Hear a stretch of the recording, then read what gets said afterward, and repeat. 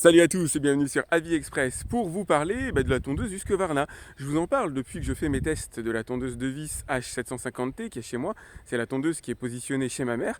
Et je voulais tout simplement vous la montrer, histoire de faire, alors je vais pas dire un comparatif parce que je peux pas les mettre côte à côte, mais juste de parler un petit peu des différences qu'on peut avoir entre une tondeuse ici qui coûte 2000 euros, c'est quand même pas donné, et la mienne qui va coûter 500-600 euros. Alors la première différence, évidemment, c'est la garantie. Ça, c'est clair. L'accès à la garantie Husqvarna n'a rien à voir, elle est beaucoup plus simple, mais la tondeuse n'est jamais tombée en panne jusqu'ici, donc du coup, ma mère n'a jamais eu recours à la garantie, ce qui est plutôt bien. Il y a des différences notables en matière de roues. Regardez, ici, il n'y a pas de crantage à l'arrière, et pourtant, elle est quand même en mesure de monter des dénivellations assez correctes, puisque j'ai un terrain ici qui est en pente. Enfin, je dis j'ai, c'est pas véritablement le mien, mais il y a quand même de la pente, il y a pas mal d'humidité, il a plu tout à l'heure, et malgré l'absence de crantage qu'on va retrouver sur la Devis, sur laquelle on a un crantage qui est absolument énorme au niveau des roues, la tondeuse fonctionne quand même très bien. Elle n'a aucun problème à se déplacer sur de l'herbe mouillée, comme quoi le crantage n'est pas forcément fondamental, en tout cas pas dans tout type de terrain. L'intérêt de la mienne, effectivement, c'est qu'elle va monter des dénivellations quand même assez costauds. Par contre, lorsqu'elle rencontre un obstacle, si jamais elle n'a pas bien détecté l'obstacle, la mienne va avoir tendance à creuser un peu le sol. Et ça, c'est son défaut, c'est son quasi seul défaut d'ailleurs sur la Davis. Alors qu'ici, elle le fait moins. Elle le fait de temps en temps, ça lui arrive un peu on va dire, de se bloquer dans un élément. Voilà, elle va rencontrer par exemple le mur en béton là-bas, et sous certaines conditions, elle peut s'enliser légèrement, mais ça reste globalement relativement rare. C'est une des différences entre les deux. Je pense que le crantage, il faudrait des chaussettes pour la mienne, pour la Devis, pour éviter qu'elle creuse. Elles ont le même système de navigation qui est totalement aléatoire, qui va dépendre du fil périmétrique qui a été installé ici, bien installé par des professionnels. L'installation du fil périmétrique a coûté 180 euros.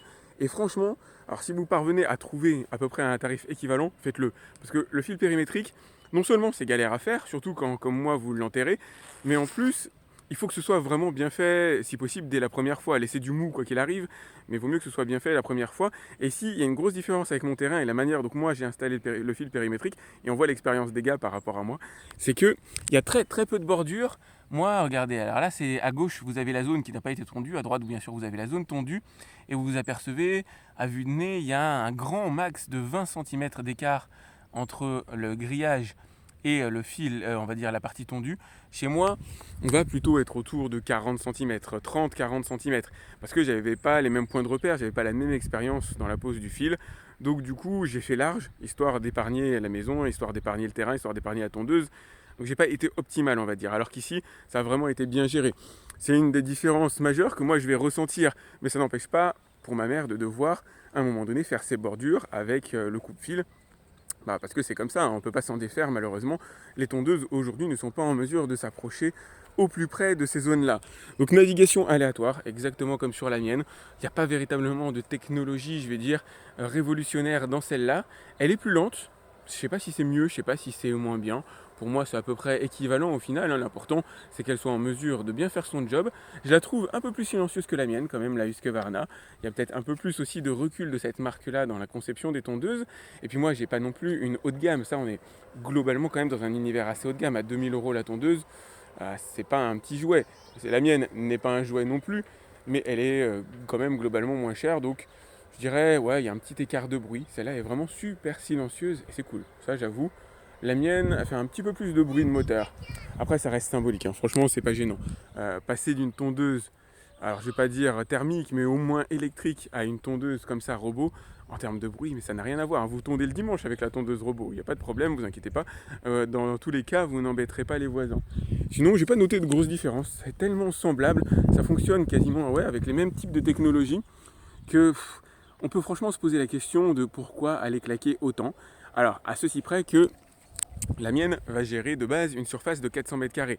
Celle-là, elle va gérer 2000 m². À ce niveau-là, ça fait une grosse différence dans la batterie qui a été intégrée.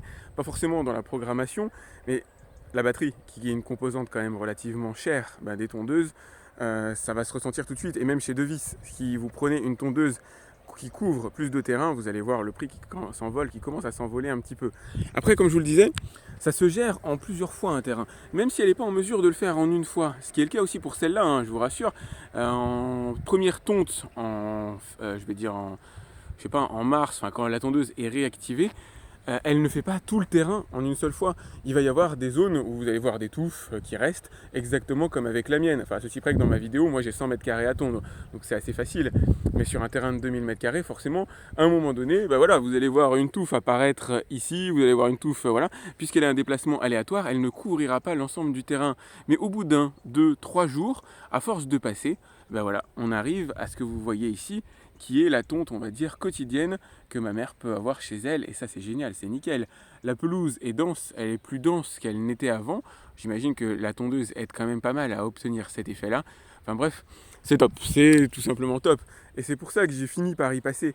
C'est que ça permet quand même d'avoir... Enfin, c'est pas fondamental pour moi d'avoir une belle pelouse, mais j'avoue quand même, c'est très très agréable quand vous rentrez et que vous voyez que le terrain est bien fait, bien nickel. J'aime bien passer la tondeuse dans l'absolu.